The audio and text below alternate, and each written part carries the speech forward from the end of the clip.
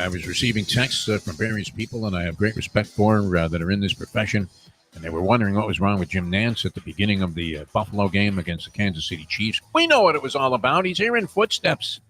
Footsteps from this man, Ian Eagle, who joins us here on the program. Ian, how are you, my friend? Thanks so much for doing this. I know you can't comment on that. Yeah, thank you, as always, for the very comfortable segue into the interview. It's so seamless. He's like, no, don't listen to that conversation, boss. No, don't listen to that. I never said that. Yeah, you know, some intern at the New York Times is going to take this and blow it out of proportion here. That Eagle is already. Ryan said Nance is done. Yeah, Eagle campaigning for number one spot. Well, in our hearts, you're number one, and now Noah Eagle. My God, I mean, this kid. Your son's great. Is he on the biggest meteoric rise you've ever seen in the industry, Ian? I mean, you may be hearing footsteps. Well, you guys have the same voice. You know that? Like, every time he's on, I'm like, Ian's on NBC now? What the fuck? I'm like, when did Ian... Oh, it must be his son. I mean, he does such a great job. Yeah, and all I can think when he's on is, I used to clean your poop. That's great. Yeah, that is one way to look at it. That's that. for sure. Oh my God, that's great. The time. Wake up with Defo, joined by Lubie. Welcome to the Defo Show. Of course, we couldn't start out with a typical question like, what did you think of Spagnuolo and the Chiefs defense? Well, welcome to the show. Good to be with you guys. Sorry we're a little late. Had a hectic morning so far. Lubie's selling real estate right and left, he was... going down the canal there with Tom Vu and, talking about buying real estate without having any money, without owning the shirt on your back. Yeah. And I'm waiting for some guy to show up, supposed to be here at 7 o'clock, second day in a row for a blood test that I had to take. They do come to the house, but unfortunately they come at their own leisure. So don't accommodate work. And then we have this handsome gentleman here who, knocked it out of the park all season long covering the Miami Dolphins. Not much to say about them, although there have been some changes. My mind keeps going through them changes to speculate upon. And, of course, we had the conference championship game, so we're going to break away from our moratorium about Super Bowl talk to accommodate the great one himself, Mr. John Congemi, brought to you by Jimmy Johnson's Big Chill, which, with a little chill in the air, what a perfect day. Ideal. I mean, bright, sunny skies here and perfect temperatures. Be nice to catch those breezes right off the Gulf there, John, and get down there to Jimmy Johnson's Big Chill. How are you, my friend? How are you? I'm doing great. I'm doing terrific. I say we hop on Tom Fox's yacht and just take it right down to Jimmy Johnson's Big Chill. It'd be a perfect day for that. Worked for me. I met a guy. We were having a little gathering at the Bamboo Beach Tiki Bar. Lubie was in attendance there also, orchestrated and organized by the lovely and talented Leslie Visser. A lot of nice people there, and one of the guys was a St. Thomas guy. Of course, when people introduce themselves to me, I never remember the name 2 seconds later. But he said he played, I think he played with you, John Congemi. All and right. I wish I could remember the gentleman's name because he was a real nice guy. He was a big fan of all of our shows and looked like he could still play, much like you. Is that a thing about St. Thomas guys? Because Tommy Fox stays in shape. Lubie and I are going to have like big pot bellies by the time all is said and done. I haven't seen the majority of the guys, but most of the guys that I went to school with, they all kind of keep up with staying in shape, at least trying to a little bit. Yeah, I mean, it was, a phenomenon. Every guy you meet, he's still working out in the gym and things of that nature. All right, I saw you on a kind of a postscript show with Kim Bocamper and Mike Cugno on Channel 4. You guys have been doing a great job covering the Dolphins all year, so just wanted to touch on that before we get into the championship games and, of course, the upcoming Super Bowl. And I guess, the big story was Vic Fangio leaving. Did you anticipate that? He got the Philadelphia job. I don't know if he had ties to that organization that were far stronger of a bond than they had to the Dolphins. Were there differences of opinion as to how things should go? He was the one older guy on this staff, and now there's speculation that even Brandon Staley might be one of the candidates there, which it's good if he's defensive coordinator because he can't go for all of those fourth downs and impossible situations, which unfortunately afflicted Dan Campbell also and might have cost the Lions a chance to go to the bowl. But what's that storyline? I mean, how is that playing out in your mind? Because I saw you speculating about people that might come in and replace him. And what was the story behind Fangio's departure? I never really got any news kind of behind the scenes to say what happened, but just my opinion on it was he was tied to Philadelphia. I think the timing of the Dolphin job and the Philadelphia job, had it reversed and been last year, Vic Fangio, when he was an analyst for the Philadelphia Eagles the year prior to joining the Dolphins, probably would have been a natural step to take the DC job in Philly had it become available last year. Yeah. So that was the common thread. He's from that area. He's grew up in that area. Although he's coached all over the place, probably felt like his roots could get back there, and he probably enjoyed his time being an analyst, for the Eagles during their run to the Super Bowl. So I don't know if there was any tension or maybe different thoughts of opinion on how to run things when he was the defensive coordinator at the Miami Dolphins. But afterwards, you did hear players come out and they didn't really feel all that bad about Vic Fangio taking off and leaving for the Eagle job. Oh yeah, wow. Yeah, what does that? What does that? Sorry to cut you off, John. What does that tell you? Like, I look. A lot of time, I get it. Players don't always like coaches. That doesn't mean that the coach isn't doing a good job necessarily. But he's supposedly this. I've never heard the word beloved, but he's respected. One of the more highly accomplished defensive coordinators. Right. That's when the Dolphins literally were in a bidding war to get him. He has been a head coach before. He's one of these great defensive minds. But it felt like there was a few different players, and they were high-level players that were openly not happy once he left with his stay here. What does that say to you? What do you do with that? The only thing I will say, picture this in your mind.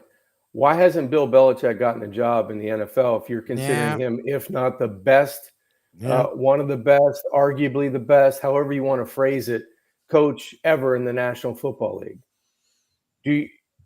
The player that you're coaching today is going to be the birth of the NIL baby in college football. Yep. They don't want to be ridden hard. They don't want to be told no. They do not want to be wrong. So you have to patty cake a lot of things when you phrase it to players. Now, there are certain players that want to be taught yes and no, and that was wrong, and this is the way you should do it. But everybody coming out in this type of mentality now that you're getting from youth football to high school football now, there are even rumors now they're going to pay high school players. If that happens, forget about it. It's over, right? Wow. But college players now, you're coming out, and they've gone to 4 universities to play 3 years of football just because they couldn't get on the field and stay on the field where they were at. Most of the guys. So you're going to have to coach that player in the National Football League, and you've got a guy with an Archie Bunker mentality. I'm not saying Vic Fangio is like that, but you've got Eminem coaching your football team. Hey, everybody's good. Everybody's good. That is the thing. Like, you're sending mixed signals with McDaniel there, and then this guy. How are you going to get guys? How are you going to kiss everybody's ass? Yeah. Right?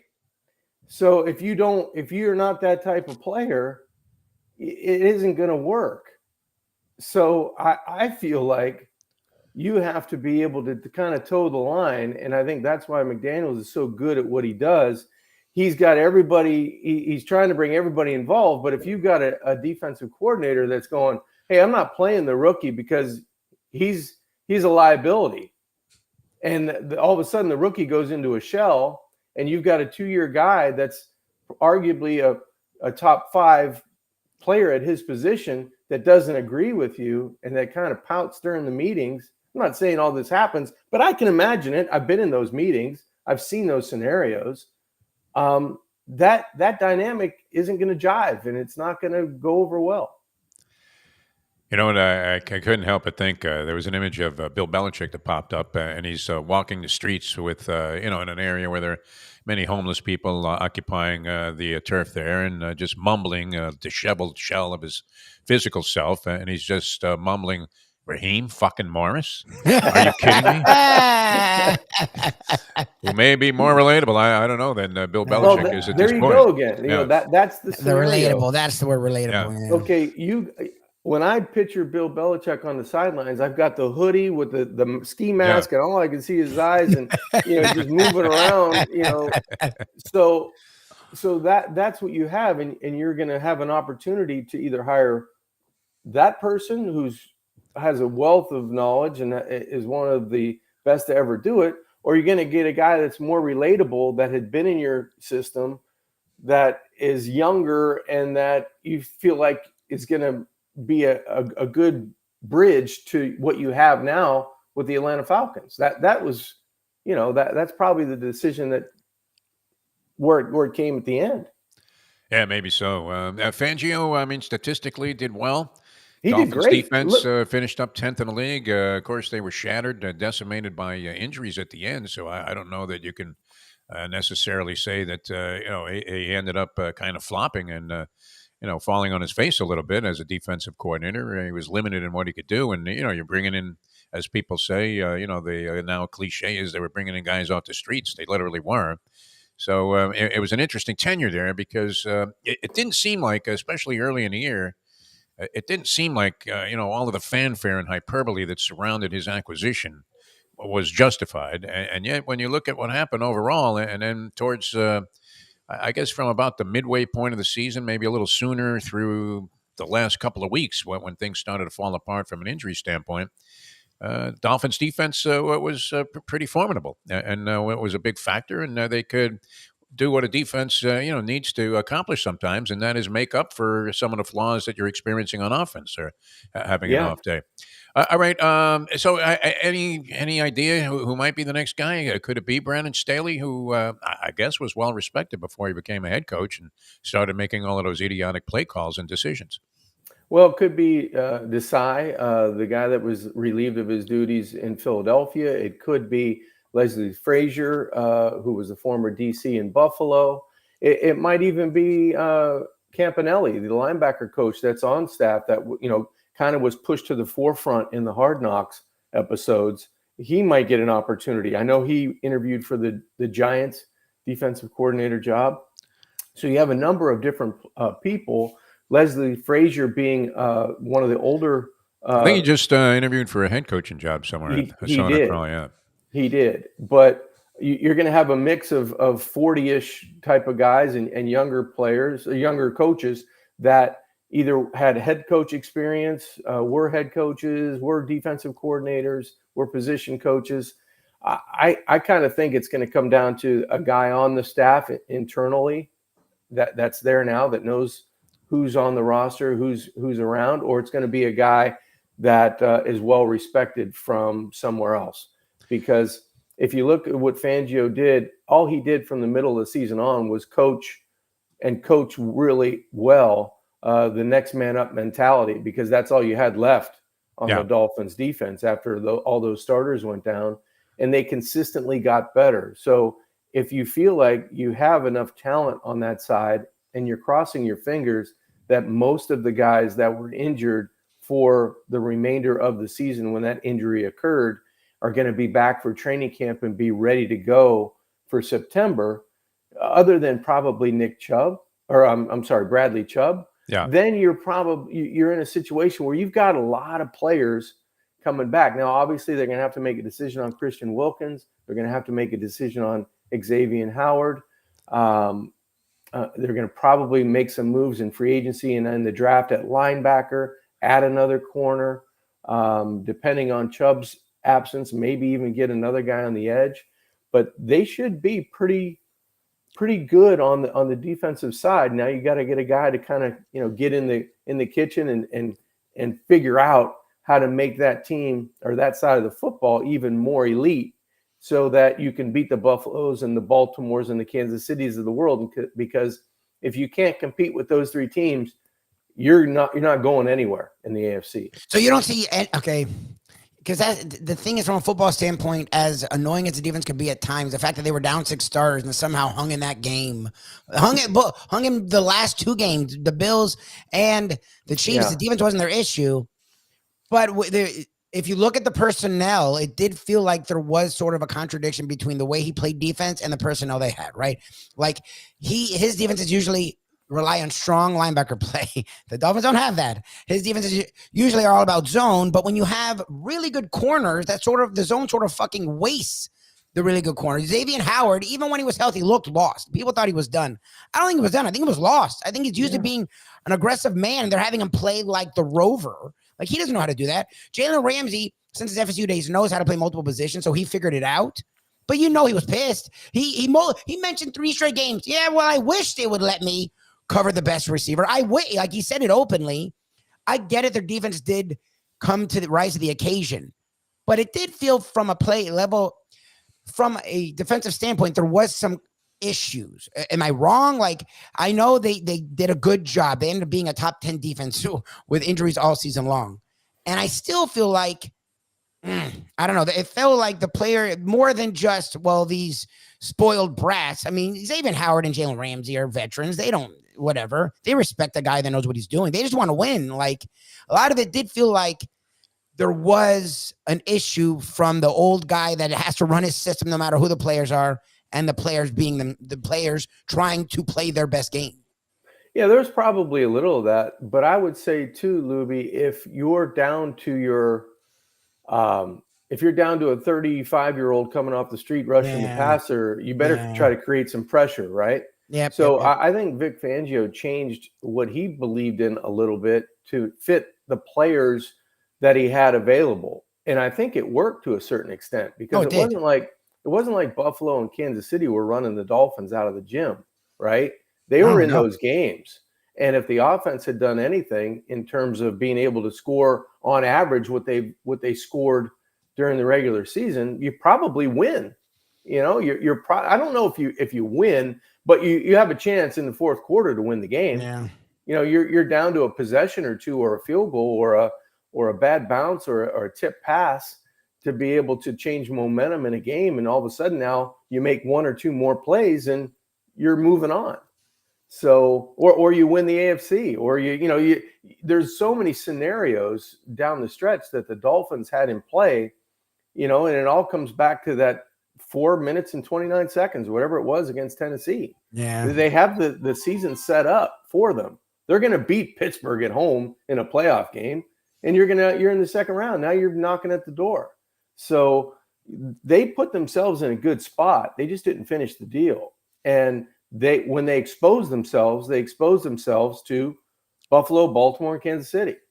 And you swing and a miss on those guys, and you're at home watching.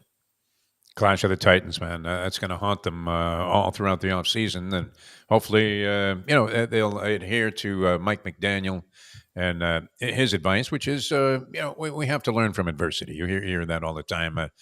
Maybe they learned the lesson in that ballgame. All right, Dan Campbell, that was a big story coming out of last week. And there were many stories, but the Detroit Lions appear to have San Francisco by the jugular. They're up 24-7 at halftime. I thought that these were 2 horrendous mistakes, not going for field goals in that spot. I know that had been their philosophy all year long. It's much more common. People look at analytics, but I keep thinking back to Earl Weaver, who was actually an early advocate of analytics before it was a word or a term or part of the sporting vernacular. I mean, he had all of these different things that he knew about certain players against different guys and situational stuff, but he also managed, a great deal with gut instinct. And maybe that's missing, and I like the idea of being aggressive. It's always, encouraging to see a coach who's not afraid to take a few chances. But in this case, I mean, San Francisco comes out second half, and you're thinking, all right, they're going to try to gather some momentum here, and they probably will. I mean, they're not going to be this bad the entire ballgame, or so you thought. Detroit's defense isn't that good that you thought that they could limit San Francisco to the 7 stinking points that they had in the first half. So they march down. They orchestrate a pretty good drive, but it only ends up in a field goal. Now you have a chance to match that and negate the first 8 minutes of the third quarter and leave that on even terms and still up 17. Do you go for that 4th and 3 in that spot? By all rights, the pass should have been complete, but you're throwing to a 4th wide receiver, not even a premium guy. And he drops that pass, and then subsequently dropped another key 3rd down pass that would have been a first down and changed the complexion of the game a little bit. But did you think that Campbell made 2 huge blunders there by not opting for what would have been 47, 48-yard field goals? No guarantee you're going to make them, but the percentage is a lot higher that you're going to kick that field goal successfully and would have been 6 points on the board possibly.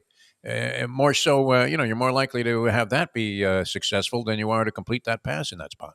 Yeah, you know what's funny, Defo, watching the game, I thought he was going to go for it at the end of the half. Me too. He was considering it. That's what they always do. That's what Detroit always does. They're always pushing the envelope on fourth down, and it kind of reminds you of the Chargers and what happened to them when they always go for it. Now, that's why Brandon Staley's available. Yeah, exactly. That was my next point. Yeah. But I think before the half, he did the right thing. Kick the field goal. You have the momentum. You go into halftime. You're feeling good. Okay, so what? San Francisco drives the length of the field and they kick a field goal. All you had to do was match it to keep that gap. To keep the momentum on your side. But when you go for it and then you have the play and you don't execute, that's even more demoralizing. It wasn't like he was sacked or the ball was batted down. It was just a flat out, not execute the play. And then you do it again later in the game on a third down, to your point. They keep a drive alive and maybe they go and get points on that drive. So you gave San Francisco ample opportunity to get back in the game. And it was kind of a mirror of what they did the previous week, only it was for 2 quarters instead of 1 drive against Green Bay. Purdy gets hot. Detroit can't stop anybody.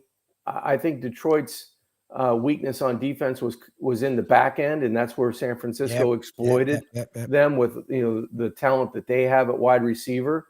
And I thought Brock Purdy played exceptional down the stretch of both of those playoff games, and that was the big difference. I would have definitely kicked the first one, and once you miss that, I think now it's on. Now you have to continue to press the issue because that's what your team expects. That's the way you've coached all year. That's the way they've been successful and gotten to this game. So I think the mistake was in the first one, in hindsight. And I kind of felt it that night. Gosh, kick it. Just keep that 3-score cushion. Yes. And keep the pressure on San Francisco that they have to score. They can't go 3 and out because they're going to run out of time because we're that good on offense. So, yeah, I thought the first one, you kind of match the score with the score. No harm, no foul. You take 8 minutes off the clock or whatever it was, and you're in better shape because you're closer to the finish line. You put more pressure on San Francisco's offense to score. Yeah, I mean, and the momentum seemed to be swinging a little bit, but you have a chance there to kind of erase that and stick, like you said, San Francisco behind yet another 8 ball because they would have been down. I hate the terminology, but they would have been down 3 scores at that point. And so you're asking a lot, and it didn't seem like Detroit. I mean, there was no indication in the first half that San Francisco's defense was going to hold them to the extent that they did. And allow San Francisco to come roaring back. And then when they did come roaring back, I'm thinking, okay, sometimes you just got to win a round. Right. And, you had a chance to tie the ball game with a long field goal. And instead they went for another 4th down play that was abysmal. And, now you're trailing. And then San Francisco, of course, continues to roll in that momentum. And they go up 10 points. And now you're essentially finished, except for the fact that, thank goodness for those Detroit backers like myself, that you got that backdoor cover and the meaningless touchdown that put you inside at 7.5 points. That was some significant. Scores make some people happy. Oh my God! Yeah, no, we have a good friend who watches the program, and he displayed a ticket that he had on Facebook, 110,000 to win 100 grand, laying the 7 with he had it at 7 with San Francisco. It was like 3 minutes to go, and they were getting annihilated at that point. And you thought, well, geez, you hate to see this, but a lot of NFL games come down to that factor, especially against the point spread. All right, quick thought. I got to run, but Lubie, you're going to pick it up, right? After, no, I mean, we can wrap. We usually, I know John has to sort of go, so we can do. Oh, okay. All right. You can go, and we can do 3 more minutes or whatever. But yeah. Okay, yeah, let's do that because I wanted to get your thoughts on the KC game. I mean, I have to admit, and Lubie and I both thought Baltimore was a vastly superior team the way they'd played. They'd beaten some really heavyweight opponents down the stretch there, handled them with relative ease, including the Miami Dolphins in what was a key ball game. They went on the road and beat San Francisco, who everybody was exalting as being the best team in the league, and they just cremated them. And they got a little ring rust, it seemed like, in the first half of their game against the Texans, then came on and won the second half 24-zip, and you thought they were on their way. Zippity-doo-dah, zippity-yay. But I was amazed the way that Kansas City's defense, who people have been saying, oh, yeah, well, their defense is a lot better than it's ever been. I don't know that I was buying that. Certainly their offense is not nearly as explosive as it used to be, even with Mahomes. But could you imagine holding Baltimore down like that to just 10 points for the entire game? I know they made some mistakes and could have had more points, but nonetheless, I was extremely surprised by how good Kansas City's defense played in that game. Yeah, Kansas City, their defense, especially their front seven, got after Lamar Jackson, and Lamar Jackson didn't seem like himself. There was some reluctancy just to take off, where he was, retreating in the pocket, and most of the time it works out for him. But when you play a team like Kansas City that can plaster down the field and stay with receivers, they have elite corners, and they have a really good secondary. So when you make that combination, if you don't escape that initial wave, and if anybody's going to escape it, it's going to be Lamar Jackson, right? Yeah. Fastest guy on the field, such a quick twitch and all that stuff. But when you don't escape it, man, you're going to set yourself up behind the chains all afternoon. And I think Kansas City had 4 sacks in the game, and numerous times that they were able to pressure Jackson into throwing, inaccurate passes down the field. All that said, Baltimore have 2 red zone hiccups. They're 2 plays away from winning the game. Yeah. You're going in, and Zay Flowers is trying to extend the football to break the plane of the goal line. He gets it batted out of his hand, big turnover. And then Lamar, probably at that point in the game, feeling pressure that he's going to make the play to win the game. So he's looking off, and all of a sudden he just throws blindly to a guy that he felt like, man, those guys aren't going to think that I'm going to go here. Well, there's 3 Kansas City defenders there. Yeah. And, that was ugly. That's going to haunt him pretty much the offseason, because there was probably, if you throw it away, it's a better play than that. But, he kind of maybe premeditated where he wanted to go with the football. He's trying to steer the defense in a direction, and he throws blindly down the middle. You could have argued that was interference, because the Kansas City defender did get there well ahead of the football, but no flag on the play, another red zone turnover, and Baltimore is, going home, where I thought going into the game, there's no way Baltimore is going to lose this game. Do you buy one final thing here, John? Did you buy the conspiracy theory that's out there? We were talking about this on our other show on NoFilter.net. And I love this. I love conspiracy theories, as you know, and any matters of the occult. But this whole business that this Ramaswamy guy is perpetrating and proliferating out there, that the league fixed the game so that Joe Biden could get the endorsement of Taylor Swift in front of the Super Bowl masses. They absolutely. Maybe that's why there was no flag, right? You could have had Ben Drath out there and still wouldn't have had a flag on that, because supposedly, this is according to this gentleman that was running for president, and you're thinking, thank goodness he didn't get that far. He is saying that the whole thing's a hoax, and it was all designed to get Taylor Swift a giant platform to endorse Joe Biden. In fact, she may even have like the blimp flying overhead with a Taylor Swift loves Joe Biden, message on it at the Super Bowl. Are you buying any of that? Do you think that was I'm not buying it. That feeds into, I think I read something in the lead up to both games, especially the Kansas City Baltimore game, where the officials that were assigned that game are really pro away team. Right, no matter who that team is. I think the Chiefs were like 12-0 with that referee or something. Yeah, maybe it was the Chiefs. Maybe I read it wrong, guys. Yeah. But it was something tied to either the away team or the Chiefs being the away team. That they were going to get a lot of calls going their way. Yeah, it nearly did. All right, Jimmy Johnson's Big Chill. Any chance we get down there? Are you in touch with Tommy Fox? Has anybody heard from him? Yeah, you know what? The weather's so good right now. Who wouldn't want to go down there? Exactly. Great spot, man. Just to kind of hang out outside, have a cocktail, get something really good to eat, and see first-class service with those Bayside views. It's got to be spectacular right now at the end of January. Today would be the day, man. It would be just beautiful out there. John, we love you, man. Thanks so much, as always. And hope we'll talk to you again next week. I hope. With Yes, our, sir. Yeah, Super sounds Bowl good. preview. That'll be a lot Yeah, of fun. Tuesday. Let's shoot for Tuesday again. It seemed to work for you, and I will be out That's of town fine. Monday. So right. Tuesday it is. Very good.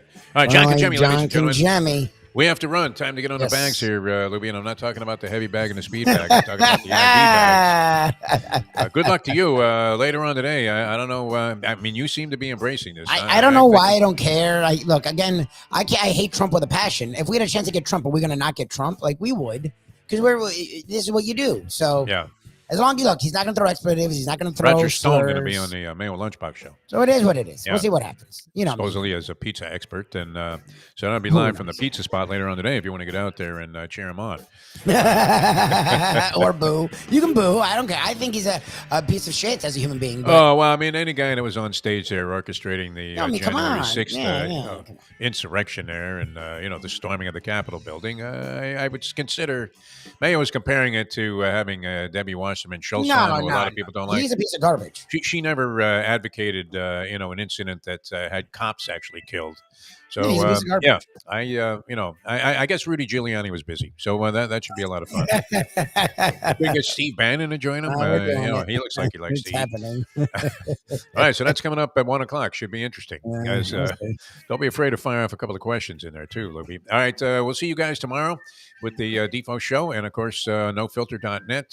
We were off a couple of weeks on the Tony Bruno Sports Network, so we won't be able to catch you there until after the Super Bowl. But we'll see you next time. Thanks for tuning in, everybody. Thanks to John Congemi. We'll see you next time as we leave you on that. Oh, we didn't get a chance to talk about the few Jim Sarney suggestions. He wanted to talk about that quadruple axle. Oh, darn it. Ran out of time. We love you, Jimmy. Sorry, Sonny. Yeah. He comes up with some stuff, but I mean, I don't know. Is it mainstream, that quadruple axle? The Russian girl just got busted. I mean, how crooked is skating? It might be worse than the Tour de France, right? No. But what's a more crooked sport, skating or the? They don't even talk about cycling anymore. Nobody. Yeah, I even was going to mentions say cycling still exists. I guess. it, right? Once Lance Armstrong got busted, that was it. All right, we'll see you next time as we leave it on that. Thank you, Johnny. It's 8:45. Let's go to eat a damn snack. Look what they done to my soul.